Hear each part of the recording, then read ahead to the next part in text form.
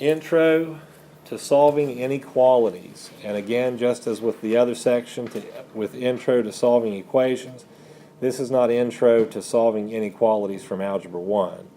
This is more like a refresher from the back end of Algebra 1 going back into Algebra 2, and then we'll move beyond from there. For this problem, you just have to look at the number line and figure out the inequality that's being demonstrated on the screen. So you can pick a variable of any kind, such as x. Notice that it has an open dot on the -1, and then the arrow goes to the left. If it's an open dot, that means less than or greater than. And which one depends on the direction the line is going. It's going to the left, so that's less than. If it had a closed dot, that would be less than or equal to or greater than or equal to. So x less than -1. You should be able to look at a number line and tell what inequality is being demonstrated. What inequality is being demonstrated here? X and then what? Greater than or less than? Greater than and what number? -1. Now this one, you have two separate dots going on here. You have an open dot on -2 and you have a closed dot on 3. The lines meet, and you're only looking at this section in here. Whenever you see something like that, you can start with an X in the middle and put the least number on this side and the highest number on this side. And then look at the relation of X to that -2. So something is going to have to be in here that is something to this. So if I chose a number in this solution area, would this number be greater than -2 or less than -2? It would be greater than -2. So x would have to be greater than -2, but the mouth opens to the variable when it's greater than a number, even though it's written reverse here. The x is on the right, the number is on the left. So now look at the 3. If I chose a number from this area, is that number going to be less than or equal to 3 or greater than or equal to 3? Be less than or equal to 3. So x is less than or equal to 3. The pointed thing points to the variable.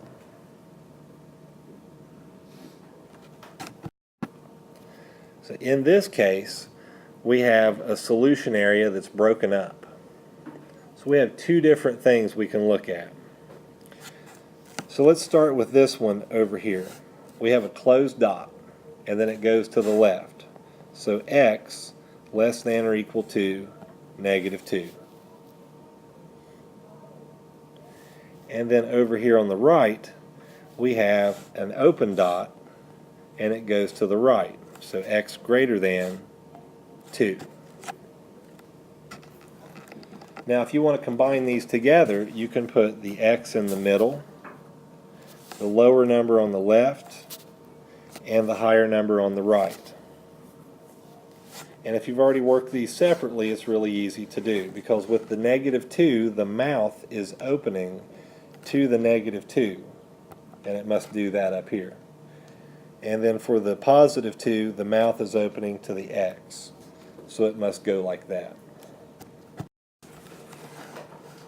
Bring me the inequality that is represented by this graph. Let's work this one piece at a time. On the left-hand side, we have a -4, and the sign is an open dot going to the left, so x less than -4.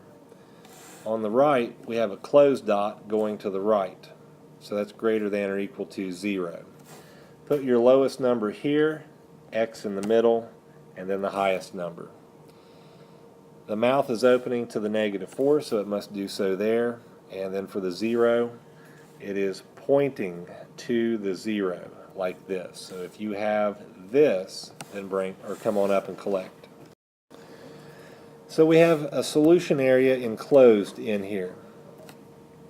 So we can start with the lowest number, a negative 3, and then the highest number, 5. For an item to be in this area, it would have to be less than positive 5. For it to be in that area, it must also be greater than a negative 3.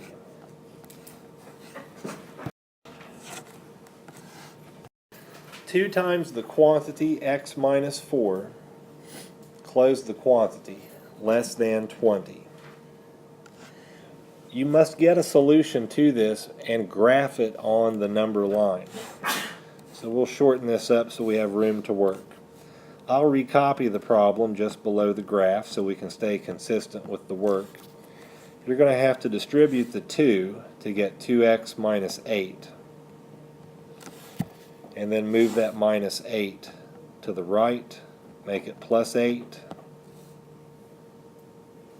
and then 2x less than 28. Divide 28 by 2 to come up with a solution of x less than 7. Or not 7, 14, my fault. 14. X less than 14. Now as you can see, the number line drawn up here is not going to encompass the 14, so you have to add to it if possible. So I'll extend it out here, and we'll just make this a 14 at this spot. So if x is less than 14, it has to be an open dot, and the line goes to the left. 1/2 times the quantity x minus 10, close the quantity, less than or equal to x plus 20. Let's distribute the 1/2 to the x minus 10 to get 1/2 x minus 5. And then on the right hand side it stays the same. Now keep the 1/2 x on the left and move that x from the right over with it, change the sign, and move the minus 5 to the right, make it plus 5. 1/2 x minus 1/2 is a negative half x. And then on the right we have 25. We have to divide both sides by a negative half.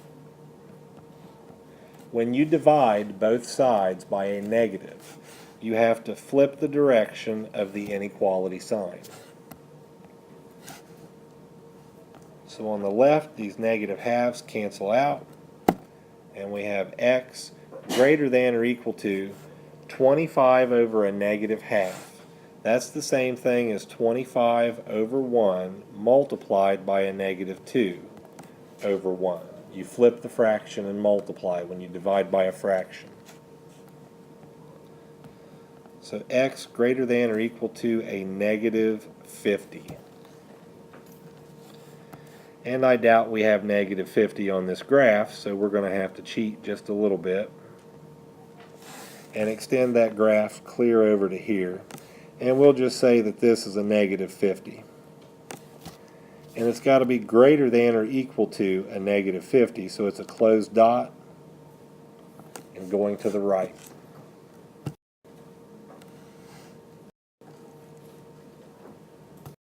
We're going to start by distributing the negative 3,